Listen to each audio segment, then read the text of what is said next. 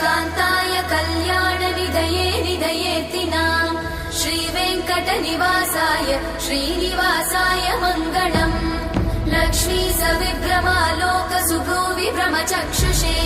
चक्षुषे सर्वलोकानां वेङ्कटेशाय मङ्गलम् श्रीवेङ्कटाद्रिशृङ्गाग्रमङ्गलाभरणाङ्गये मङ्गलानां निवासाय श्रीनिवासाय मङ्गलम् सर्वावयव सौन्दर्य सम्पदा सर्वचेतसां सदा सम्मोहनायास्तु वेङ्कटेशाय मङ्गलम् नित्याय निरवध्याय सत्यानन्दचिदात्मने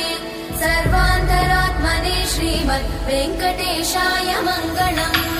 स्वतः सर्वविदे सर्वशक्तये सर्वशेषिने सुलभाय सुशीलाय वेङ्कटेशाय मङ्गलम्।